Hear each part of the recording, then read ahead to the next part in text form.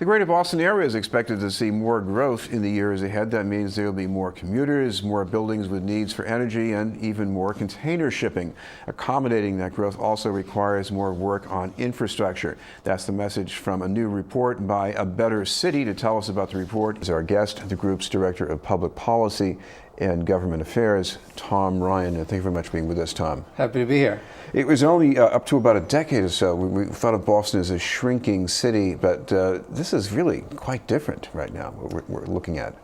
Yeah, this was a unique report in that we at A Better City were trying to project the population growth and the growth of the labor force for the year 2030. As right now we're seeing some current growth in Boston, and we're happy that we're having a great economy, but we need to start thinking about what life will be like here in this region at 2030. So trying to set a horizon a little bit further down the road.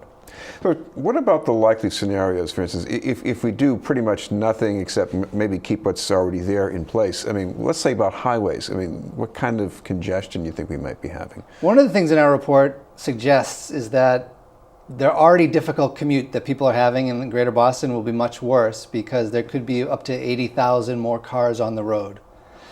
This is because people want to live here, people want to raise their families here, and there are plenty of jobs in this area. But our current infrastructure may not be able to meet that need going forward as population growth and labor and workforce growth increase in the area. So try to imagine your commute with 80,000 more cars on the road, and it's a somewhat scary proposition.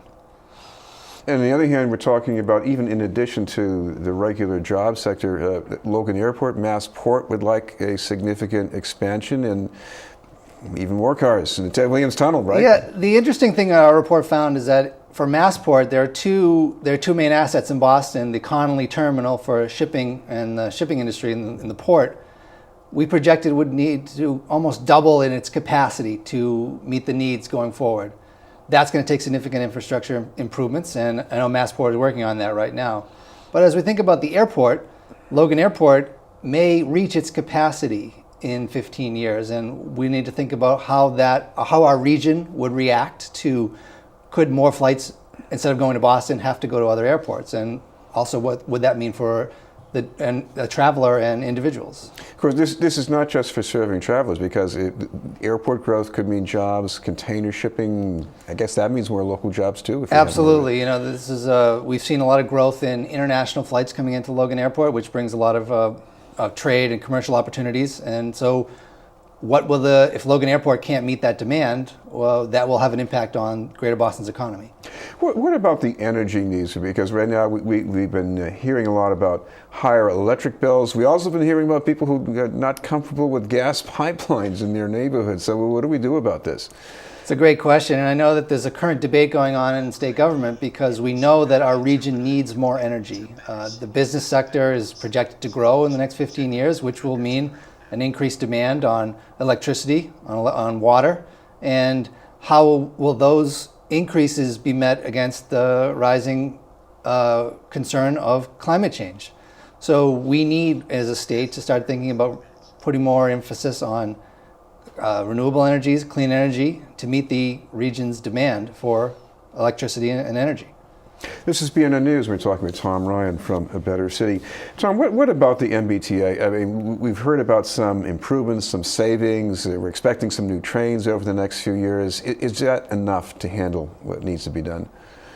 It's a tough question because the focus on the MBTA right now has only been getting things up and running after the storm of 2015. They have very difficult short-term challenges. We do think they're going in the right direction, but again, part of this report is to think about what the needs of the region are going to be by 2030. Right now, the MBTA is focusing on this year and the next couple of years, and they should be, because there's some real challenges. But we need to start thinking long-term, and the growth of the region will put more pressure on the MBTA because not everyone will be able to drive, and there'll be more people living here who will rely on the MBTA. So we hope this report contributes to their plans long-term, and as they're looking at short-term improvements, they continue to think about the long-term improvements and for the needs of the region.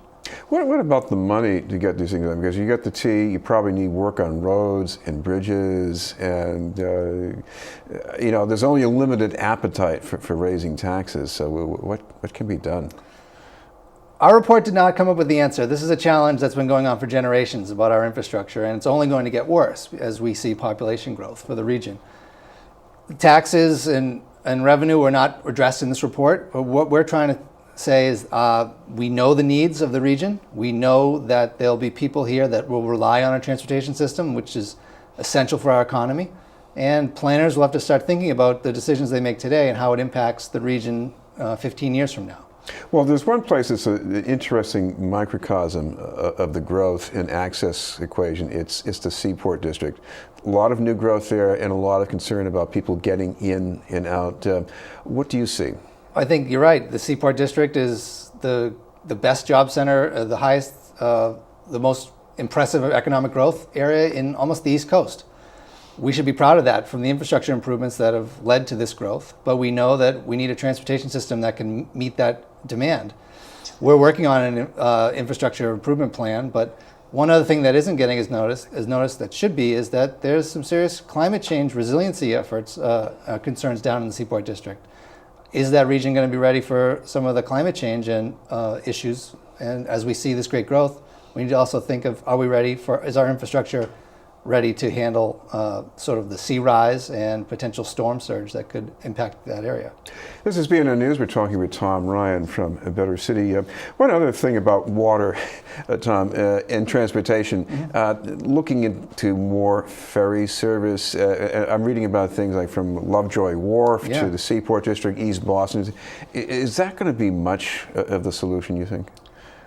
It certainly can help. We know there's a lot of people that come into North Station every day and need to get to the Seaport District. So a ferry that can go from North Station down to the Seaport District could be a big improvement. And that's something that should happen.